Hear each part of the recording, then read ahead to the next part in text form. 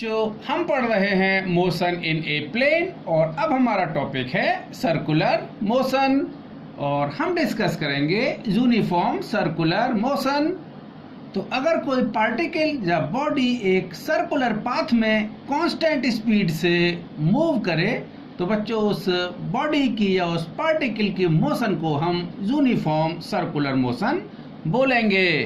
So, if a particle moves along a circular path with a constant speed, then its motion is said to be uniform circular motion. यानी हम बोल सकते हैं particle covers equal distance along the circumference of the circle in equal interval of time. यानी बच्चों ये कोई circular path है और कोई पार्टिकल इस A पॉइंट से delta S distance delta T time में मूव करके इस B पॉइंट पर पहुंचता है।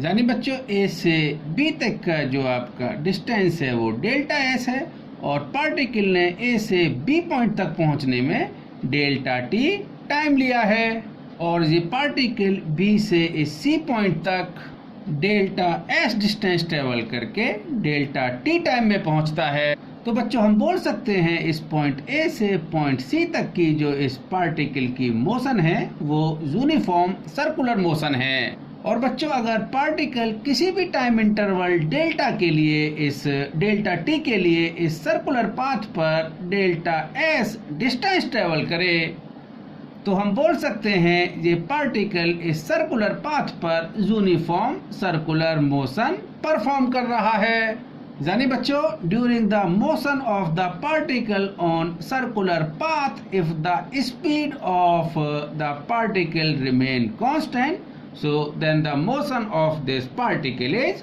Uniform circular motion. और अब हम डिस्कस करेंगे एंगुलर डिस्प्लेसमेंट। तो एंगुलर डिस्प्लेसमेंट को हम डिफाइन कर सकते हैं The angular displacement of a particle moving along a circular path is defined as the angle swept out by its radius vector. यानी बच्चों किसी टाइम t1 पर ये पार्टिकल A पोजीशन पर है और पार्टिकल इस सर्कुलर पाथ पर यूनिफॉर्म सर्कुलर मोशन परफॉर्म कर रहा है या हम सिंपली बोलें सर्कुलर मोशन परफॉर्म कर रहा है और इस पार्टिकल का जो रेडियस वेक्टर है ये एक्स एक्सिस से t1 टाइम पर θ1 एंगल बनाता है और ये पार्टिकल सर्कुलर मोशन परफॉर्म करते हुए टाइम t2 पर इस B पॉइंट पर पहुंचता है और t2 टाइम पर इस B पॉइंट का जो रेडियस वेक्टर है ये एक्स एक्सिस से θ2 एंगल बनाता है। यानी t1 टाइम पर पार्टिकल A पॉइंट पर है और ये एंगल आपका θ1 है। पार्टिकल सर्कुलर मोशन परफॉर्म करते हुए इस B पॉइंट पर पहुंचता है और ये टाइम t2 है और बच्चों ये एंगल आपका θ2 है। So angular displacement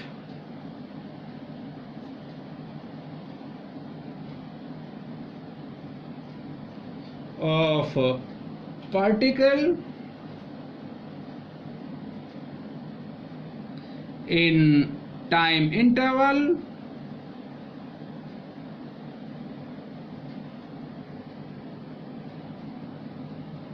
so time interval is t2 minus t1 so consider किया बच्चों that is the delta t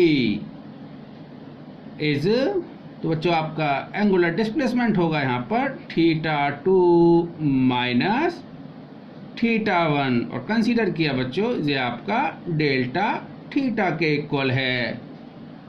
तो बच्चों जहां पर ये जो डेल्टा सिंबल है ये आपके डिफरेंस को इंडिकेट कर रहा है। So this is the time difference, this is the time interval t2 minus t1 and this is the difference of angle और इसको हम बच्चों एंगुलर डिस्प्लेसमेंट भी बोल रहे हैं। So this angular displacement that is the θ2 minus θ1। तो बच्चों जहां पर आपका एंगुलर डिस्प्लेसमेंट है θ2 माइनस θ1 और जिसको मैंने डेल्टा थीटा कंसीडर किया है। अब हम कुछ बेसिक टर्म्स के लिए नेक्स्ट सीट पर चलते हैं। अब हम डिस्कस करेंगे angular velocity. So angular velocity को हम डिफाइन कर सकते हैं So it is the rate of change of angular displacement of a particle, and it is also change in angular displacement with respect to time. So this is called the angular velocity. तो बच्चों देखिए ये particle circular motion perform कर रहा है। Time t1 पर ये particle इस a पॉइंट पर है जो कि x एक्सिस से यानी इस पार्टिकल का रेडियस वेक्टर x एक्सिस से θ1 एंगल बना रहा है, और ये पार्टिकल सर्कुलर मोशन परफॉर्म करते हुए b पॉइंट पर पहुंचता है, और बच्चों ये पार्टिकल b पॉइंट पर t2 टाइम पर पहुंचता है, और अब इस पार्टिकल का रेडियस वेक्टर x एक्सिस से θ2 एंगल बना रहा है।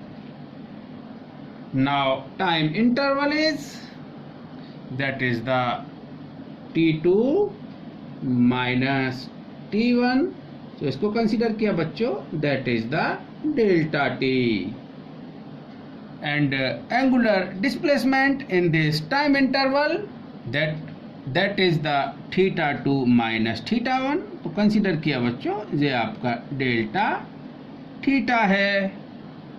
So now average angular velocity, that is angular displacement upon time interval, so that is the delta theta upon delta t, और बच्चों angular velocity को हम इंडिकेट करते हैं ओमेगा से। So this is the omega bar. Omega is angular velocity and omega bar is average angular velocity. So average angular velocity, that is the delta theta upon delta t, यानी change in angular displacement upon time interval। बच्चों अब हम discuss करेंगे instantaneous angular velocity. बच्चों instantaneous angular velocity को हम define कर सकते हैं angular displacement upon time interval, और बच्चों टाइम इंटरवल आपका बहुत छोटा हो यानी टाइम इंटरवल टेंड्स टू 0, और बच्चों इसको डिनोट करते हैं हम ओमेगा से। So that equal to delta theta upon delta T, when आपका ये जो डेल्टा टी है यानी limit of delta T tends to 0, यानी omega is delta theta upon delta T when delta T tends to 0। बच्चों time interval 0 होने का मतलब है कि हम एक पर्टिकुलर टाइम पर उसकी एंगुलर वेलोसिटी देख रहे हैं, यानी पर्टिकुलर टाइम पर पार्टिकल की एंगुलर वेलोसिटी क्या है। तो बच्चों इसको डिनोट करते हैं हम ओमेगा से, और बच्चों इसको हम लिख सकते हैं D theta upon D T, यानी बच्चों this instantaneous angular velocity that equal to D theta upon D T. और बच्चों एंगल को जो हम मेजर करते हैं या तो डिग्री में मेजर करेंगे या रेडियन में मेजर करेंगे, तो बच्चों इस एंगुलर वेलोसिटी की जो यूनिट होगी दैट इज द रेडियन पर second. So SI unit of angular velocity that is the radian per second। अब बच्चों हम डिस्कस करेंगे relation between the linear velocity and angular velocity. तो बच्चों फर्दर डिस्कशन के लिए मैं नेक्स्ट शीट पर चलता हूँ।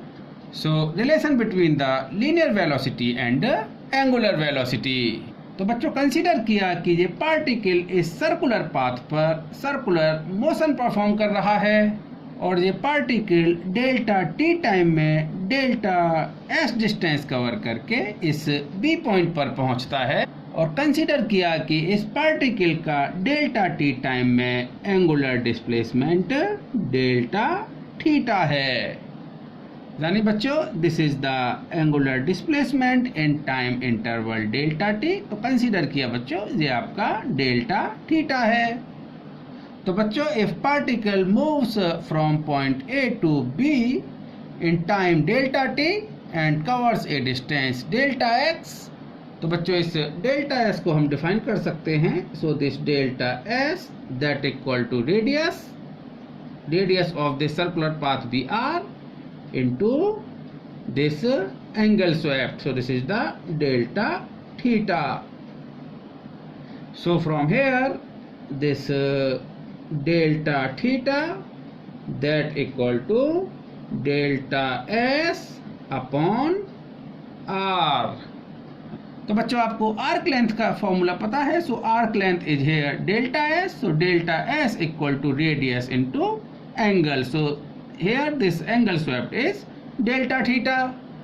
सो from here delta theta is delta S upon r. तो कंसीडर किया ये हमारा फर्स्ट रिलेशन है.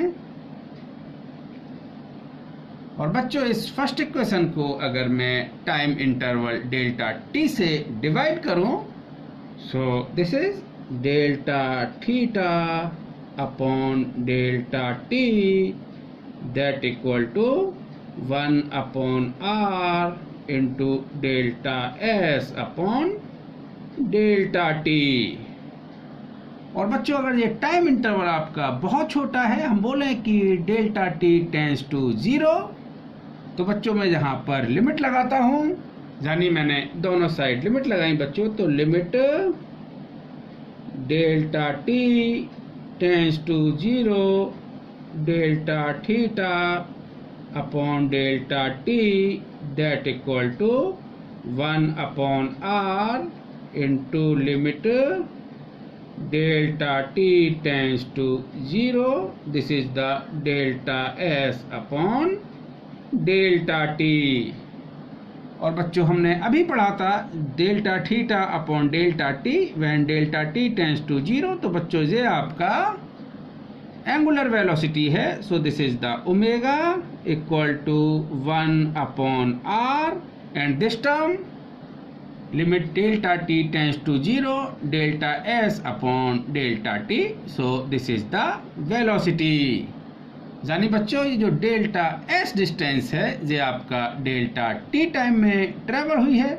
और बच्चों डेल्टा टी टेंस टू 0, तो बच्चों इस टर्म को लिख सकते हैं हम velocity of this particle on this circular path. So from here this v equal to R omega. और बच्चों देखिए ये आपका वेलोसिटी का मैग्नीट्यूड है, so magnitude of velocity that equal to radius of circular path into angular velocity. तो बच्चों इस रिलेशन को हम ध्यान रखेंगे v equal to R omega. तो बच्चों ध्यान रखिएगा v equal to R omega, जहां पर v आपकी पार्टिकल की वेलोसिटी है और हम बोले कि ये पार्टिकल की वेलोसिटी का मैग्नीट्यूड है. r is the radius of this circular path and omega is the angular velocity. क्योंकि बच्चों वेलोसिटी आपकी वेक्टर क्वांटिटी है और बच्चों जहां पर r आपके इस पार्टिकल का पोजीशन वेक्टर है और ओमेगा जो आपकी एंगुलर वेलोसिटी है, तो बच्चों ये भी वेक्टर क्वांटिटी है. मैं इसको वेक्टर फॉर्म में लिखता हूं. तो बच्चों वेक्टर फॉर्म में लिखेंगे हम इसको vector v that equal to omega cross product with r. तो बच्चों ओमेगा और r की जो डायरेक्शन होगी इसको मैं अपकमिंग लेक्चर्स में आपके साथ डिस्कस करूंगा. बच्चों हमें ध्यान रखना है v equal to R omega in vector form this velocity vector that equal to angular velocity vector cross product with position vector of this particle performing circular motion.